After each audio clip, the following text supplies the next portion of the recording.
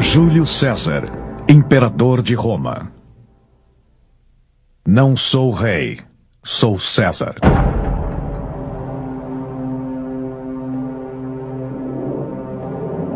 Por mais de 2000 anos, o nome César tem sido um sinônimo de poder e grandeza. Reis e imperadores, invejosos de suas conquistas, adotaram sua imagem, batizando a si mesmos de César, Kaiser ou Czar. Mas para alguns romanos, ele era um insolente. Um tirano cujas ambições destruiriam a República Romana e abririam as portas para o domínio dos imperadores.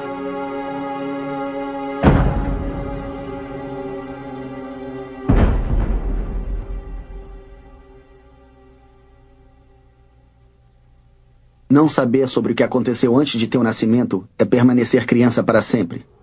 Cícero.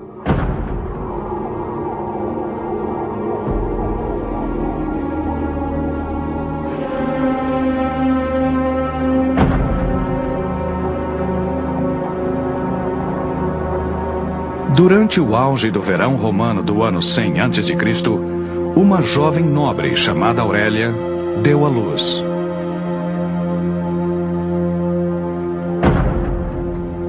Era sua primeira criança, um menino.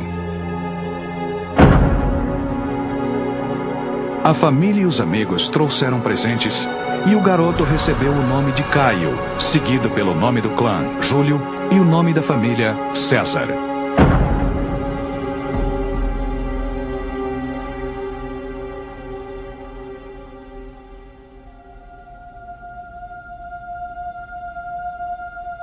Como uma criança nobre, cresceu rodeado de riquezas. Sob os olhos cuidadosos do pai, fingia ser um grande general enquanto conduzia uma carroça puxada por uma cabra.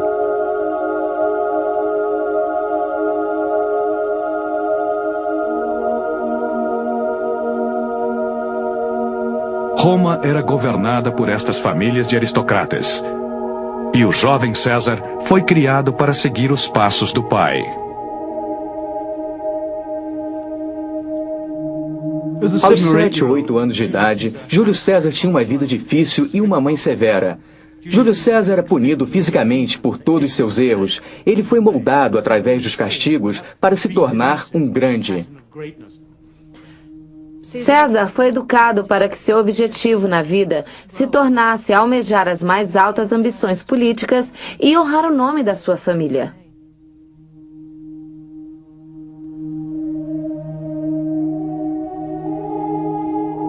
Esta educação privilegiada deu a César um sentido de orgulho pelo passado romano.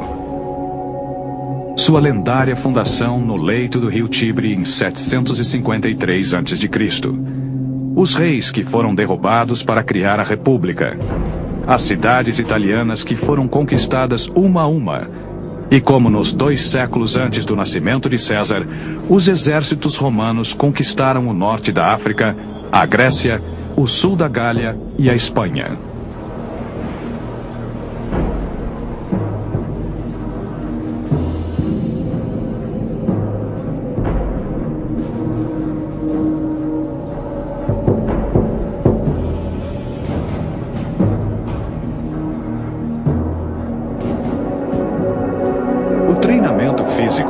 Tão importante quanto a educação.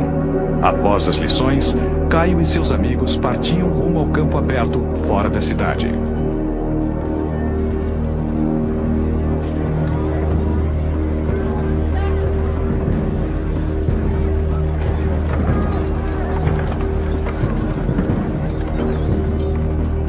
Lá, ele desenvolveu as habilidades que um dia utilizaria nas batalhas.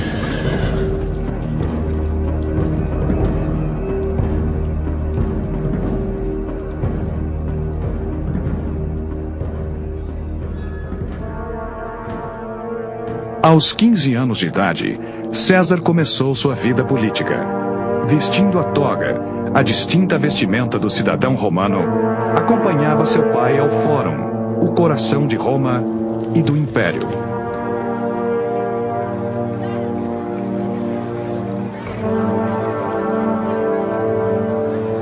república, Roma tinha conquistado o Mediterrâneo. A riqueza era farta, mas sua própria expansão causava instabilidade política.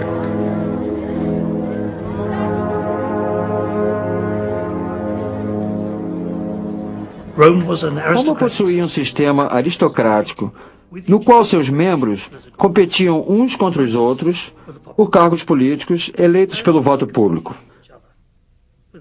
Competindo uns com os outros, e eleitores voláteis levaram a várias intervenções do exército no final do último século a.C., com o objetivo de resolver as diferenças de opiniões políticas.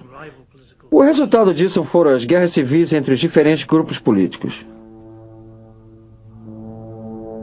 O pai de César era senador, um dos oficiais que dominava Roma. Mas por trás das portas do Senado, sua carreira fracassava. César pertencia a uma família da mais alta sociedade, mas que parecia ter perdido um pouco do seu prestígio. Apesar de pertencer à elite da sociedade política, César estava sempre precisando de dinheiro. Isso deve ter sido parte da sua motivação quando, mais adiante em sua carreira, restaurou o nome da família e se posicionou no centro de tudo. César pertencia a uma família que almejava o poder, mas ao mesmo tempo vivia numa época de guerras civis. Eu acredito que o fato de César ter crescido neste contexto foi de uma importância fundamental. Sua família não estava bem. Portanto, ele deve ter sentido uma combinação de grandes expectativas de sucesso com uma terrível frustração.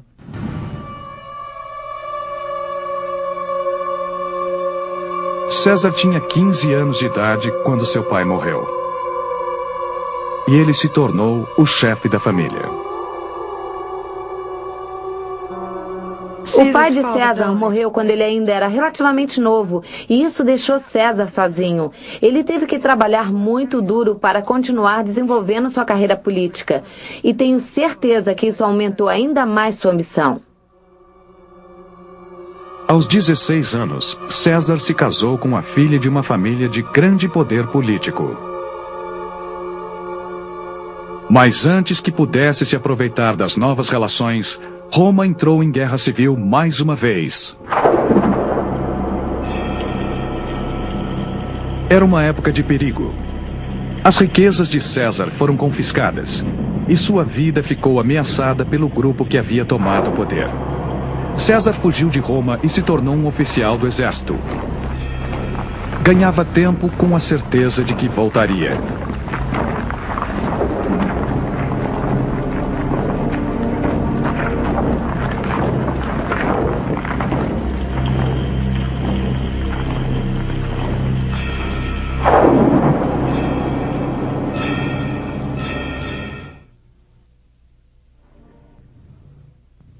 Eu prefiro ser o primeiro homem de uma vila de bárbaros do que o segundo em Roma.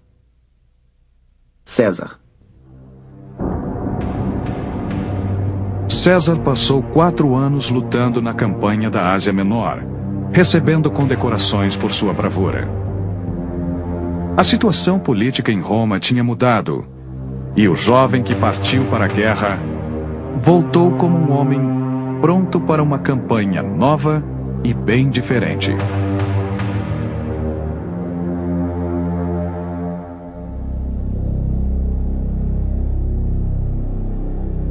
Ele prestava muita atenção à sua aparência pessoal. Sempre fazia barba, era sensível à sua prematura perda de cabelo e, apesar de sofrer de epilepsia, sua capacidade física era fenomenal. Plutarco. Forte e com os olhos escuros e vivos, ele não somente cortava cuidadosamente o cabelo, como removia o cabelo do corpo com o uso de pinças. Suetônio.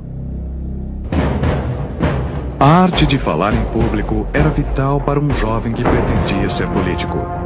Portanto, César viajou rumo ao leste, até a ilha de Rhodes, para estudar com um grande orador grego. Durante a viagem, ele foi capturado por piratas e mantido como refém em uma ilha. Quando os piratas exigiram um resgate de 20 talentos, César começou a rir. "Vocês não sabem quem eu sou?" ele disse, e ofereceu pagar 50. Plutarco. Enquanto seus amigos se apressavam para conseguir o dinheiro do resgate, César se instalou com seus sequestradores. Quando ele queria dormir, ele mandava que eles se calassem. Ele também leu suas poesias para eles, e se eles não admirassem seu trabalho, ele os chamava de selvagens ignorantes. E entre gargalhadas, ameaçava enforcar a todos. Plutarco. Os piratas ignoraram suas ameaças, e assim que o resgate foi pago, o libertaram. Mas César tinha outros planos. Perseguiu e capturou os piratas e ordenou que fossem crucificados. Como os admirava, acelerou suas mortes, cortando-lhes as gargantas.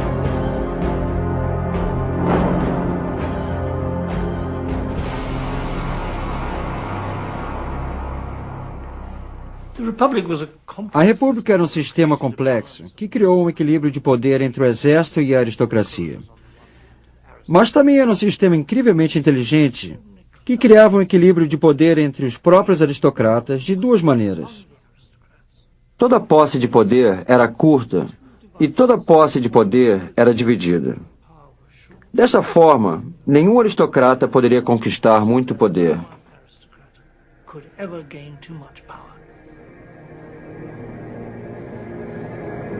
Todos os anos, 2 senadores eram eleitos para governar Roma juntos como cônsules.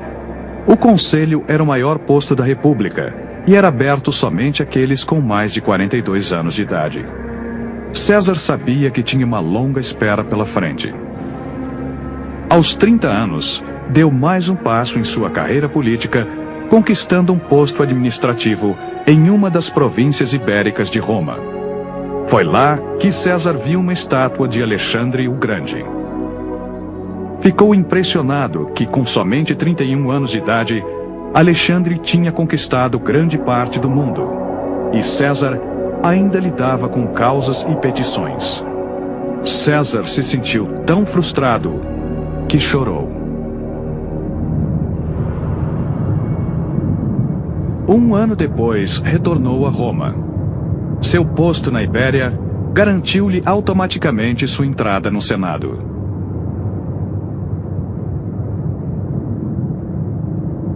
Como senador, podia orgulhosamente ter uma faixa de cor púrpura, extraída de caracóis marinhos, em sua túnica. Púrpura era a mais cara e a mais desejada das cores. A morte de sua primeira mulher permitiu que se casasse novamente. Sua nova esposa, Pompeia, lhe trouxe uma nova aliança com parte do Senado e uma grande fortuna, essencial para aqueles com ambição. Mas César não era aceito pela elite. Com uma estratégia corajosa, voltou-se e se promoveu entre a pobreza urbana de Roma. A vida dos pobres era terrível, suja e curta. As ruas eram superhabitadas. Roma tinha crescido muito rápido e as casas tinham sido construídas umas em cima das outras e as pessoas viviam em pequenos recintos. Não havia como curar as doenças. Algumas casas tinham ligação com esgoto, mas muitas não. E as pessoas simplesmente jogavam suas fezes pela janela. Então as ruas eram sujas e cheias de pestes e doenças. E o cheiro devia ser insuportável. Os aristocratas romanos passavam pelas ruas cobrindo seus narizes com rosas. Como forasteiro, Júlio César fez o que qualquer bom político faria. Criou outra base para seu poder. Ele ignorou a aristocracia e foi às regiões pobres, disposto a fazer o que poucos aristocratas fariam, andar pelas ruas, cumprimentando a população. Ele provou que estava pronto para servir e agradar a todos, até os mais pobres. Ele não se importava com sofrimento temporário. Cássio. Com seus esforços, colheu uma recompensa: a responsabilidade pela diversão de Roma. César gastou uma grande quantidade de dinheiro emprestado para realizar os jogos mais extravagantes jamais vistos. As arenas foram enchidas com água para a reconstrução de batalhas navais. Uma grande quantidade de animais selvagens foi importada do norte da África. 320 gladiadores vestidos de prata lutaram até a morte para a diversão do público. César foi o que podemos chamar de um político popular. Ele não tinha muito apoio no Senado, e então se voltou para o povo. Roma estava, de certa forma, repleta de pessoas dispostas a aceitar subornos e seguir o político que lhes prometesse e que lhes oferecesse os melhores negócios.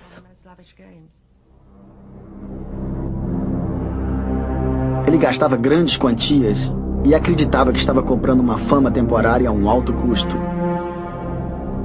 Plutarco. As dívidas cresciam rapidamente. Se seus empreendimentos políticos falhassem, poderia ser condenado ao exílio ou até mesmo à morte. Mas ignorou os riscos e prosseguiu com seus planos extravagantes. Dizem que César pagou preços tão altos por bons escravos que se sentiu envergonhado e proibiu que os pagamentos fossem registrados em suas contas. Suetônio. Dias e noites passavam enquanto acordos eram feitos na privacidade do lar de César. Os cidadãos comuns gostavam dele pela forma amigável com que lidava com as pessoas. E também por suas festas e seu entretenimento e pelo esplendor de seu estilo de vida. Tudo isso fez com que se tornasse cada vez mais importante. Plutarco. Homens de todas as classes sucumbiam ao seu charme. E suas mulheres também. Todos concordavam que ele adorava o prazer. Gastava dinheiro demais para satisfazer suas paixões e seduzia muitas mulheres de qualidade. Suetônio. De noite, Júlio César era um cidadão da sociedade romana, graças a seus sensacionais jantares e à conquista de mulheres. De dia, ele era outro tipo de homem. Era forte, um mafioso.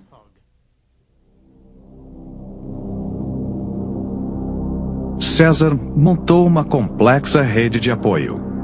Aos 36 anos, testou sua popularidade com o público, candidatando-se ao cargo de sacerdote supremo de Roma. César apostou na sua eleição. Ao sair de casa no dia da contagem dos votos, disse à sua mãe que até o anoitecer seria ou um sacerdote ou um mendigo. Para que alguém como César crescesse politicamente, foram necessários grandes empréstimos de dinheiro. Através das doações que receberia com este novo cargo, ele poderia pagar suas dívidas. Portanto, se não fosse eleito, realmente teria muitos problemas. Mas César venceu. Como sacerdote supremo, ganhou ainda mais prestígio, fundos e uma residência oficial cercada de muros altos ao lado do fórum. César ainda desejava se tornar cônsul e iniciou uma aliança política com os 2 romanos que podiam ajudá-lo. Um deles era Crasso, um aristocrata de vastas riquezas. O outro era Pompeu, o maior general romano que tinha acabado de conquistar a Síria, a Palestina e parte do Oriente. Os 3 formaram um triunvirato. Para garantir sua aliança, César providenciou o casamento de sua filha mais nova com Pompeu.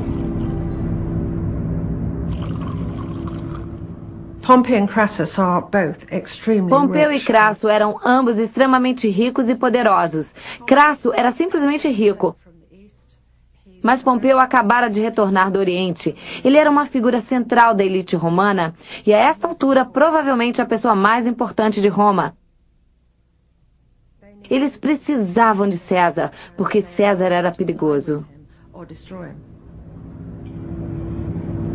Em 59 a.C., a riqueza de Crasso e os soldados de Pompeu possibilitaram que César se tornasse cônsul. O novo cônsul se negava a dividir o poder. Imediatamente, começou a intimidar seu co-cônsul. Ordenou-lhe que atirassem estrume, que o atacassem e que o forçassem a ficar em casa. O Senado estava horrorizado, e César ignorou todas as leis precedentes, introduzindo novas. Havia boatos de que ele havia substituído algumas das barras de ouro do tesouro por cópias de bronze. Os que se opunham a ele enfrentavam a reação violenta daqueles que o apoiavam.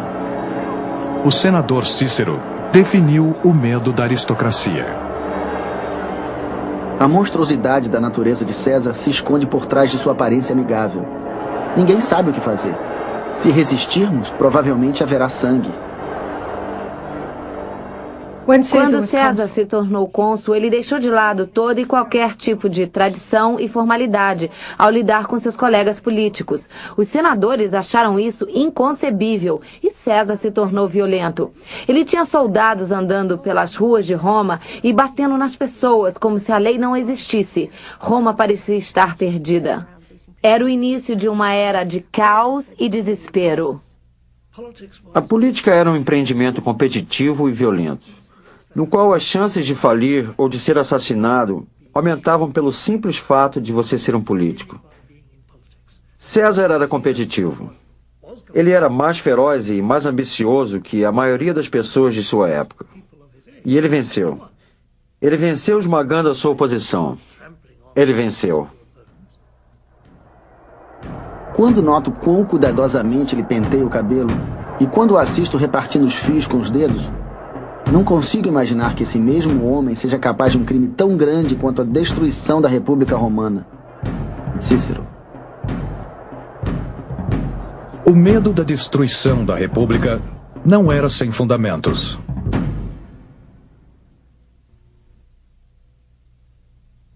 César levou o Império Romano além dos limites do mundo habitado. Plutarco. À medida que seu polêmico ano como cônsul chegava ao fim, César se preparava para dirigir o governo de uma grande província. Seus inimigos no Senado tentaram fazer com que se tornasse supervisor das florestas italianas. Mas César tinha o apoio suficiente para recusar estes insultos. Ele foi eleito governador da Narbonésia e da Gália Cisalpina. Depois, também assumiu o governo da Gália Transalpina. Como comandante das legiões de suas províncias, ele estabeleceu uma enorme e poderosa base.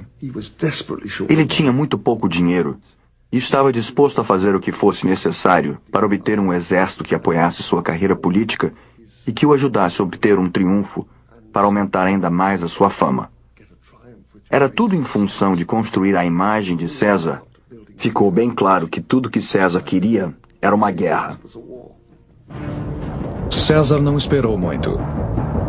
Na primavera de 58 a.C., interceptou e venceu uma tribo de bárbaros que migrava dos Alpes ao território romano. Então, sem a permissão do Senado, marchou para o norte, invadindo as terras ainda não conquistadas da Gália. César estava determinado a conquistar um triunfo, a honra de uma procissão pelas ruas de Roma.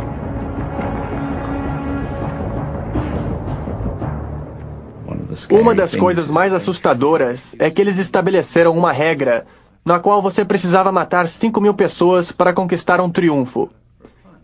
Então isso era o que você precisava fazer, matar 5.000. Sem dúvida, um número enorme de pessoas morreu. Eles foram mortos pela máquina militar romana, que nem mesmo questionava a moralidade de uma conquista dessas. Houve 70 triunfos, em menos de 200 anos. Roma estava determinada a se expandir. A direção e a extensão da expansão não foram planejadas. Foram resultado das sucessivas decisões de generais. Os romanos eram mais perigosos que qualquer outro povo do Mediterrâneo. Quando alguém se rebelava, se uma cidade se rebelava, os romanos matavam toda a vida animal existente na cidade. Eles tornaram milhões de prisioneiros escravos e os comercializaram, retirando-os de suas terras para trabalhar na Itália. O Império era um sistema cruel e explorador. Ele julgava seus homens por suas performances na guerra, não por suas morais ou posições sociais. Às vezes, se uma vitória fosse avassaladora o bastante, ele liberava suas tropas e permitia que se comportassem como bem desejassem. Uma de suas frases era: "Meus soldados lutam bem, com ou sem o cheiro de perfume." Suetônio.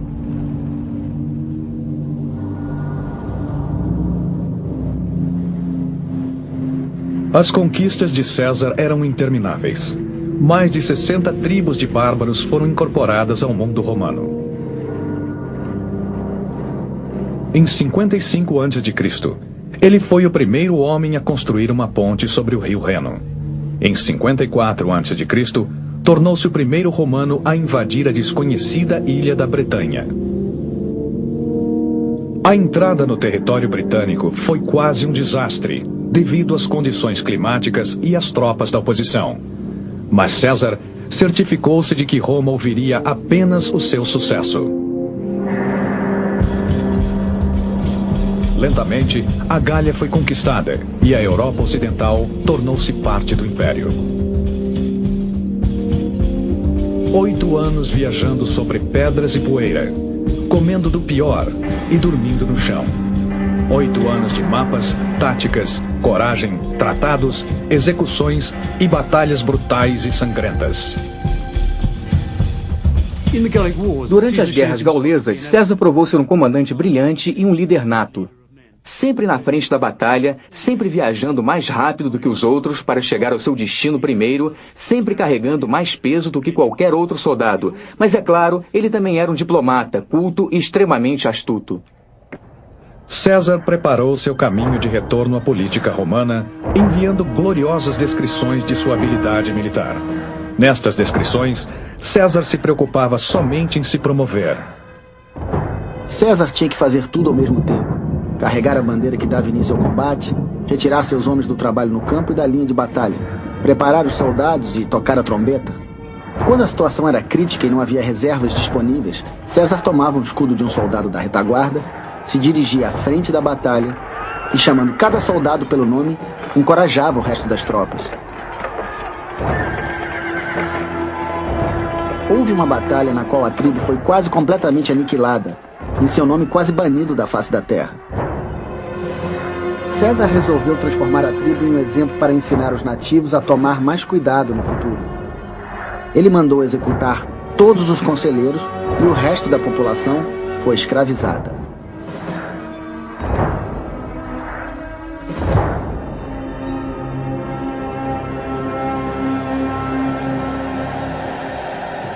Em menos de uma década, ele conquistou toda a área da França moderna e decidiu que não valia a pena tentar conquistar a Bretanha.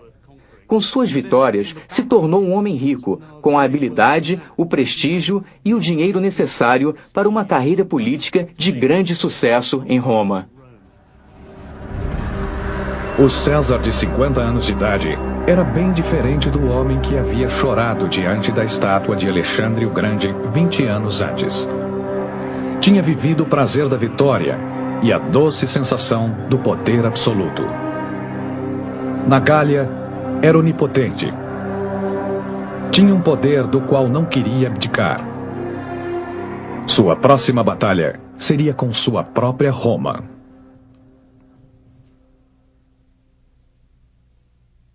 A sorte foi lançada. César. César havia prometido terras aos soldados de suas tropas. Mas o Senado temia o conquistador da Gália e se recusou a cooperar. Por mais estranho que pareça, o problema histórico de Roma foi não controlar os comandantes que estavam distantes. Quando eles estão longe, não existe nenhum problema, mas as coisas se complicam quando eles voltam. Seus opositores no Senado ainda estavam determinados a processá-lo por seu comportamento ilegal na década anterior. Conseguiram convencer Pompeu de que César era incontrolável. e a aliança entre os generais romanos foi quebrada. Quando o Senado ordenou que César entregasse o comando de suas legiões, indignado, ele se recusou e declarou guerra a Roma. Opositores como Cícero expressaram o ódio que muitos sentiam por César. Este homem miserável e insano diz que age por questões de honra. É honrado manter as tropas sem a aprovação do Senado? Como pode ser permissível começar uma guerra civil por questões de honra? A escolha era simples: entregar as legiões e enfrentar um julgamento, o exílio e até mesmo a morte, ou lutar. Declarando "a sorte está lançada", atravessou o rio Rubicão, que demarcava o nordeste da Itália, e marchou em direção a Roma. Quando ele entra na guerra civil, quando ele atravessa o Rubicão, sua famosa declaração "a sorte foi lançada" tem dois significados. Agora já não há como voltar atrás. E é interessante que ele escolhe um segundo termo, porque o segundo é que a sorte está no ar, e ninguém sabe qual vai ser o resultado. As notícias se espalharam rapidamente. Todos sabiam do comportamento brutal de César na Gália e temiam o pior. Seus experientes soldados avançaram rumo ao sul, destruindo os inimigos mais organizados. As cidades da Itália temiam César, mas foram poupadas. À medida que os portões da cidade se abriam sem luta, os senadores da oposição em Roma, como Cícero, se sentiam cada vez mais perdidos. As cidades o estão tratando como um deus. Que ovações e honras elas lhe oferecem? Estão encantados com a maligna bondade de César. Quando César chegou a Roma, sua oposição já tinha fugido. Mas em poucas semanas, Pompeu já havia organizado suas tropas. Não era somente uma batalha entre as legiões de César e as de Pompeu.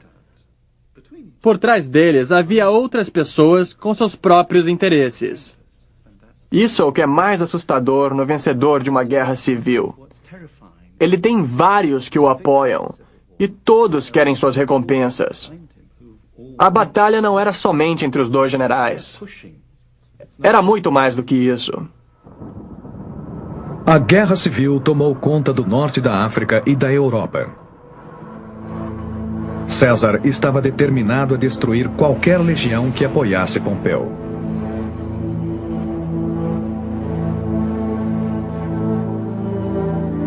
Depois de uma vitória na Ibéria, César marchou para a Grécia para enfrentar o próprio Pompeu na jornada de Farsala.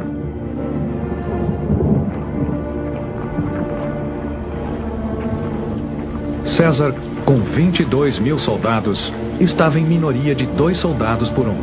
Mas assim que a batalha começou, provou ser o melhor general.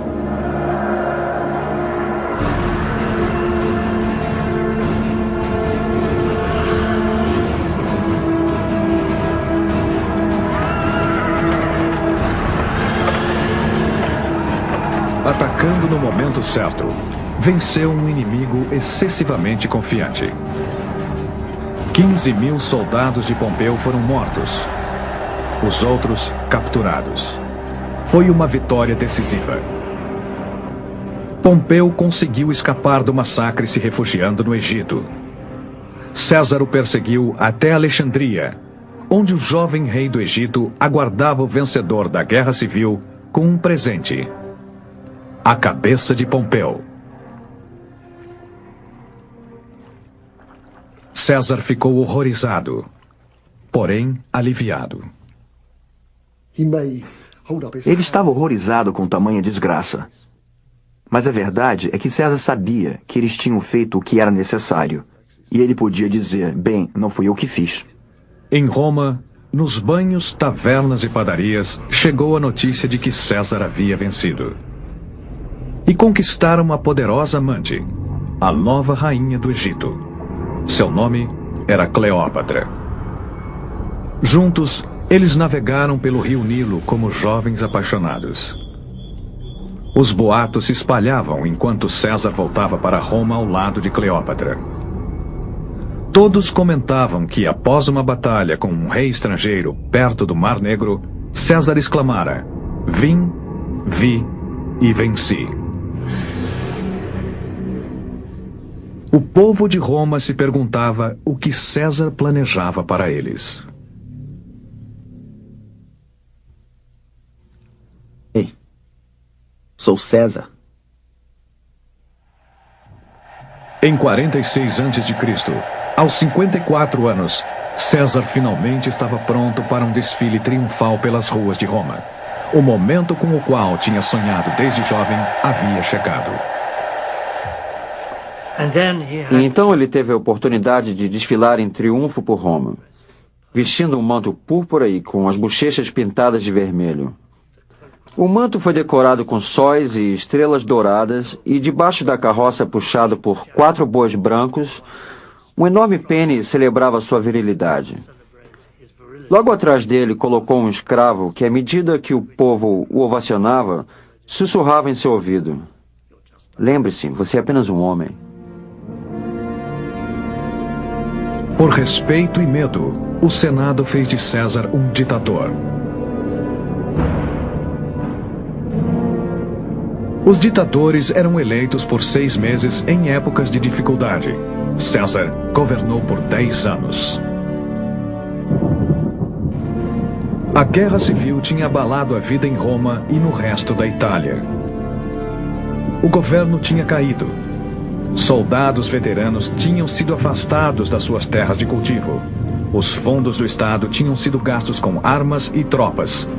Roma teve a sorte de que nenhum estado vizinho era forte o suficiente para se aproveitar da situação. César recompensou seus soldados com as terras que lhes havia prometido e iniciou um grande número de projetos públicos, como bibliotecas, canais e portos. Também ordenou a substituição do calendário lunar pelo calendário com 365 dias. A necessidade da instituição do calendário solar serviu para mostrar que o mundo estava confuso e perdido e era preciso estruturá-lo. Não se sabia ao certo que dia era ou que mês era. Então César decidiu estruturar o ano com o número certo de dias, para que o tempo fosse previsível e não houvesse mais dúvidas. César fez isso.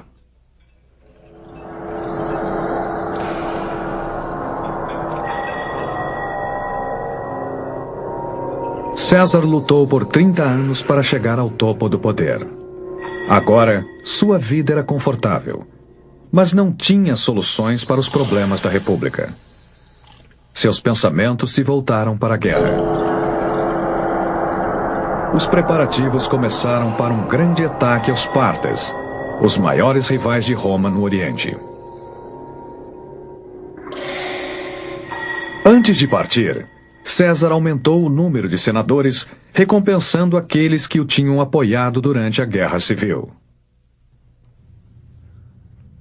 Agora, o ditador vestia uma toga completamente púrpura. Seu aniversário foi declarado feriado público, e mais tarde, Quintilis, o mês do seu nascimento, passou a ser chamado de Július, Júlio. Um grande número de senadores e até de amigos começou a ficar preocupado com esta enorme mostra de poder. Muitos senadores simplesmente não conseguiam aceitar a posição atual de César. Ele era um ditador e se comportava cada vez mais como rei, e os romanos tinham se livrado de seus reis centenas de anos atrás. Não existia palavra mais perigosa no meio político romano do que a palavra rei. César também ignorou sua terceira esposa Calpurnia, favorecendo sua rainha estrangeira, Cleópatra. Cleópatra estava instalada em uma vila com seu filho ilegítimo, Cesário. Uma estátua dela estava sendo construída no novo templo perto do Fórum. Para muitos, isso era anti-romano e imperdoável. Mas em fevereiro de 44 a.C., o povo o elegeu ditador para sempre. Sua oposição estava ultrajada. Tudo isso deve ter lhe subido à cabeça.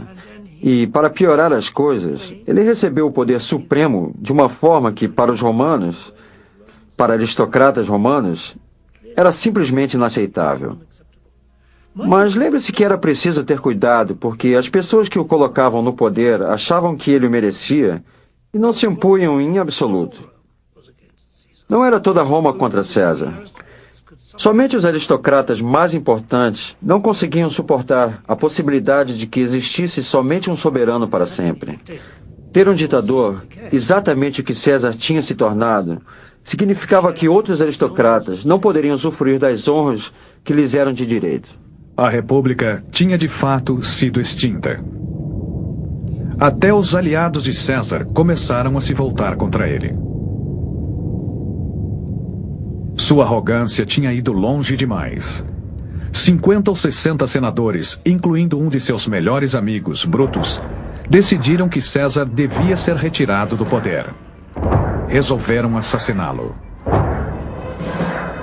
A data do assassinato foi combinada. O dia da reunião do Senado, 15 de março, 3 dias antes de que César partisse rumo a Parta. César se dirigiu ao Senado dispensando seus guarda-costas. Declarou que seria melhor morrer do que viver em eterno medo. O edifício do Senado estava sendo reformado. Portanto, os senadores se encontraram no único teatro de pedra em Roma, construído pelo antigo rival de César, Pompeu.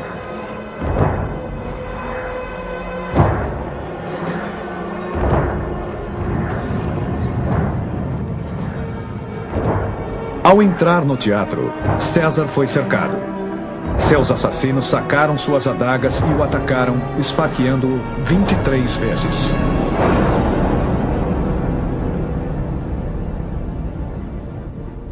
César caiu cobrindo seu rosto com sua toga púrpura, para que ninguém o visse morrer.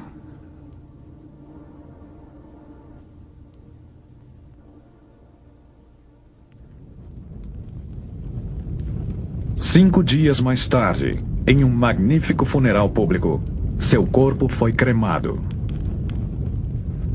César foi assassinado também por aqueles que o apoiavam, porque eles tinham medo de não poder controlá-lo.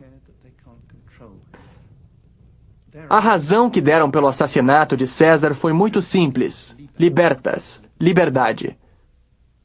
Talvez seja um conceito amplo e indefinido, mas se você não entender o que é a liberdade, você terá dificuldades. Para os romanos, era a liberdade do poder arbitrário de uma pessoa. Liberdade para poder pensar e falar sobre o que acreditavam. Eles estavam absolutamente certos. O reino de César como ditador introduziria uma série de imperadores absolutos que impediriam a liberdade do povo romano. Foi por isso que eles disseram que o mataram. E foi por isso que eles tinham o direito de matá-lo. Se você se importa com a liberdade, você não pode aceitar um ditador, um monarca absoluto. Eu suponho que César foi apenas um brutal. Cuidadoso e bem-sucedido, exemplar do que Roma representava. Como general, ele era melhor que seus rivais. Provavelmente tão bom quanto Pompeu. Mas, no fim, ele acabou vencendo Pompeu. Ele foi mais cuidadoso no sentido que ele passou leis que duraram mais do que as leis de seus antecessores. Portanto, eu o vejo como o melhor dos generais e políticos de sua época. Mas somente como um general e político. Não exatamente como um imperador. Sem sombra de dúvida, para mim ele foi o melhor. A carreira de Júlio César deixou claro que o velho sistema republicano não estava funcionando. As soluções para os problemas políticos eram encontradas somente através da violência e César tinha sido um dos mais bem-sucedidos expoentes da violência. Ele pagou o preço com uma morte violenta.